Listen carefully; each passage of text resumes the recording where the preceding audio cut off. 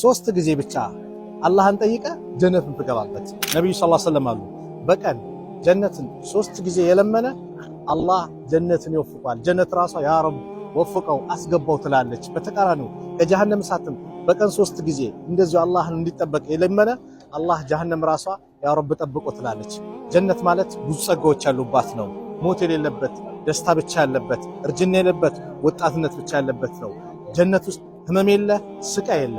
አላህ ሁላችንም ጀነት አላህ ያስገባን።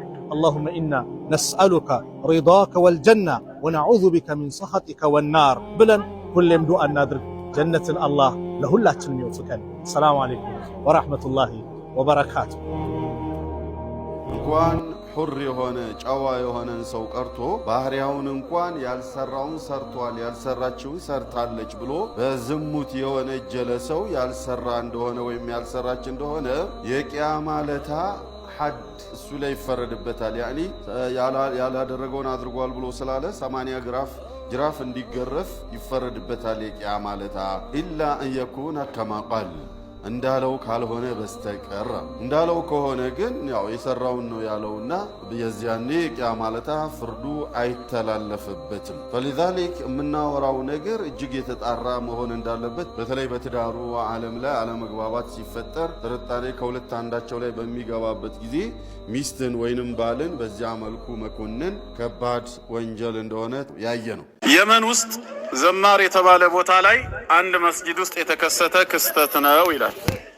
ይህ ክስተት እዚያው መስጂድ ውስጥ ሰፈል አወል ላይ የመጀመሪያው ሰፍ ላይ ቆሞ ሲሰግድ የነበረ አንድ ሰጋጅ ነው የሚያስተላልፍልን። እናም ይህ ሰው እንዲህ ይለናል። አንድ ሰው ይሞትና ተሰግዶበት ተቀበረ። አላህ ይማረው አትሉም? ከዛ ከኢሻ ሰላት በኋላ ጀናዛ መሸከሚያውን ሊመልሱት ይዘውት ወደ መስጂድ ሲመጡ ሰዓቱ ሄዶ ስለነበር መስጂዱ ተዘግቷል። ስለዚህ ኻዲሞች ለፈጅር ሰላት ሲመጡ እንዲያነሱት በሚል ጀናዛ መሸከሚያውን ከመስጂዱ በር ከደረጃ ላይ ያስቀምጡታል። ነገር ግን ሌሊት 9 ሰዓት ተኩል አካባቢ አንድ ሰውዬ ወደ መስጂዱ ሲመጣ መስጂዱ ዝግ ሆኖና በረንዳው ተከፍቶ አገኘው።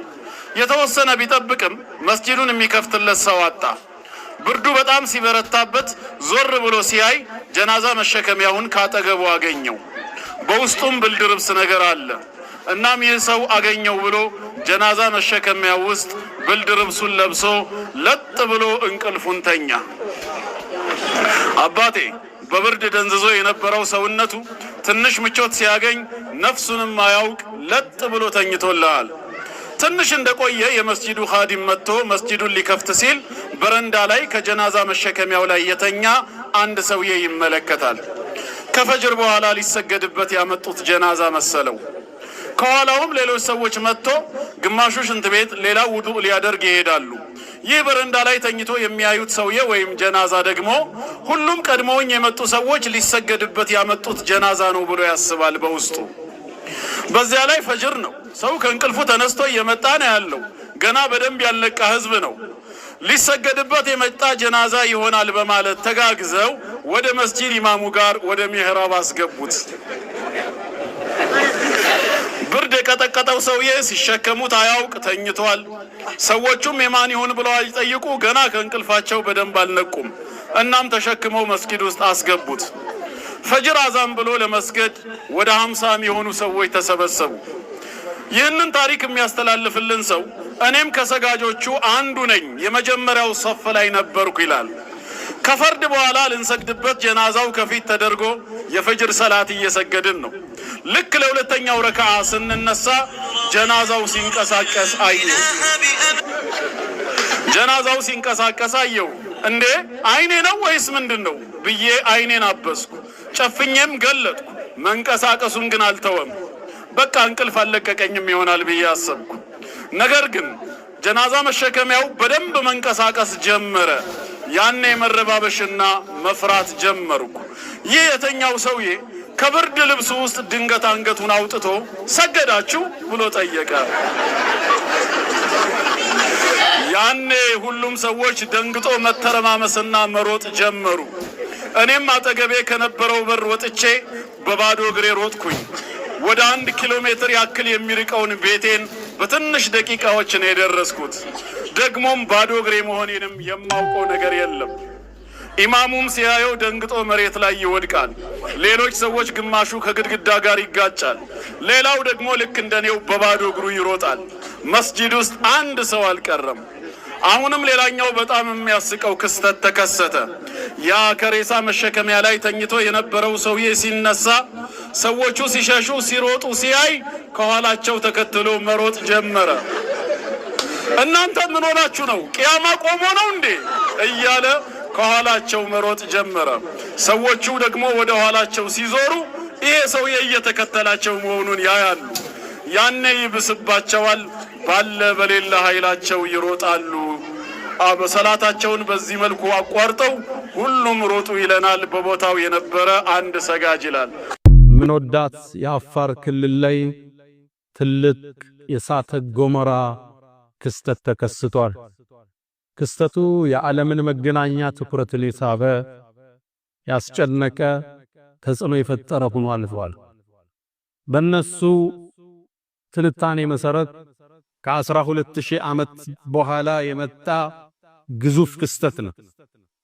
ወደ ላይ ጭሱ እስከ 15 ኪሎ ሜትር ድረስ ተምዘግዝጓል።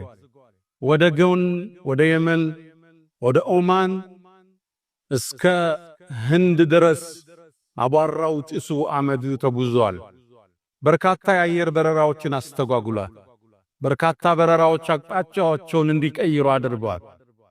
የእሳተ ገሞራው ጩኸትና ንዝረት አፍሪካ ላይ ተፈጥሮ የነበረውን የመሬት ስንጥቅ አስፍቶ ታልቀዋል። ይህ የአላህ ማስጠንቀቂያ ወማ ኑርሲሉ ቢልአያት ኢላ ተኽዊፋ። እኛ እኮ እንዲህ አይነት ምልክቶችን ልናስፈራራ ነው የምንልከው። አላህን ሰዎች እንዲፈሩ በንዋይ ፍቅር ብቻ እንዳያብዱ ለነፍሳቸው ልጓም እንዲያደርጉ እንዲህ አይነት ክስተቶች ይከሰታል። ይሄ ክስተት ለኛ ለሙእሚኖች ደግሞ ከዱንያ አልፈን አኺራን እንድናስተነትል እድልን ይሰጣል። አዎን እሳተ ገሞራ የዚች ምድር እሳት ነው፣ ግዙፍና ከባድ ነበር። ግን ደግሞ ሙእሚን ዋናውን እሳት የአኺራውን እሳት እንዲያስታውስ እድል ይሰጠዋል። ይሄ ምድራዊው እሳት የዚህን ያህል ተጽዕኖ ከፈጠረ የአላህ እሳትስ እንዴት ይሆን? አብዱላህ ብን ዑመይር እንደሚለው የጀሃነም ሰዎች ከጀሃነም ወጥተው የዱንያ እሳት ላይ ቢጣሉ እንቅልፋቸውን ይተኛሉ የተባለለት እሳት፣ የዱንያን እሳት 70 እጥፍ ነው የተባለለት የአላህ እሳት ናሩላሂል ሙቀዳ የተቀጣጠለችው የአላህ እሳት ኢነሃ ዐለይሂም ሙቅሰዳ በካህዲያን ላይ እሷም የተቆለፈች ነው። ፊ ዐመድን ሙመደዳ በተዘረጓ አሚዳዎች ውስጥ ካህዲያን ገብቶ የሚቆለፉባት የአላህ እሳት የምድርን እሳት 7 እጥፍ ነው የተባለላት አስፈሪ ቆዳን ካካል ላይ የምታነሳ ልቦናው ዘልቃ ህመምን የምታሳምም የአላህን እሳት እናስታውስ ዘንድ ይሄኛው እሳት ጥሪና ደወል ሆኖልናል። የአላህን ቅጣት ከረሳን የአላህን ቁጣ ከረሳን መበዳደል ይቀለልናል። የሰው ሐቅን መዳፈር ይቀለልናል። ሶላትን ማሳለፍ እንደ ነገሩ ይሆናል። ወላጅን አለማክበር የባለ መብትን አለመጠበቅ ተራ ነገር ሆኖ ያልፋ። ቀደምቶቹ እችን ሰዓት ስለፈሩ አላህ ለስኬት አጫቸው፣ ጀነትንም ወፈቃቸው። እቺ ሰዓት እቺ የአላህ ቅጣት ሁሌም አይናቸው ፊት ለፊት ነበረች። የሆነ ነገር ሲያረጉ ይሄን አድርጌ የአላህን ሰዓት እችለዋለሁ እንዴ ብለው ራሳቸውን እንዲጠይቁ አደረጋቸው። ሚስት ባሏ ወደ መርካቶ ለንግድ ሲወጣ ከኋላ ጠርታው ባሌ ሆይ የዱንያን ረሃብ እንችለዋለን የአላህን ሰዓት አንችለውምና ሐራም እንዳታመጣብል በሚል ወሲያ ትልከው ነው። በአረቢያው ዓለም ሙቀት ሴቶቹ ሂጃብ ኒቃም ማድረግ ሲሞቃቸው ቁል ናሩ ጀሃነመ አሸዱ ሐረን የአኺራው እሳት የበለጠ አይደል የዱንያ ሙቀት ምንድነው ብሎ በሂጃባቸው እንዲጸኑ አደረጋቸው። የአላህ እሳት አይናቸው ፊት ለፊት ነበር። ሰው ሲበድሉ እሷን ያስባሉ። የሰው ሐቅ ይዘው ቸክ ይዘው ላለመጥፋት ሁሌም ስጋት ላይ ናቸው። የሰው ሐቅ ይጀበድ አላህን ሲገናኘው ቅጣቱን አልችለውም ብለው እንዲሰጉ አደረጋቸው። አዎን የአላህ እሳት ጀሃነም የካህዲያን ማረፊያ ነች። አላህ ጀነትን ለባሮቹ ለሙእሚኖቹ ሲያዘጋጃት ጀሃነምን ደግሞ ለአመፀኞቹ ለበዳዮቹ ሰውን ላስለቀሱት ሶላትን ለራቁት አዘጋጃት። ቅጣቱ ደግሞ የከበደ ነው። አስተሳሰሩም የከበደ ፈየውመኢዝን ያኔን ስትገናኙ ላ ዩዐዚቡ ዐዛበሁ አሐድ እንደ ጌታ የሚቀጣ ወላ ዩውሲቁ ወሳተሁ አሐድ አስተሳሰሩም የከበደ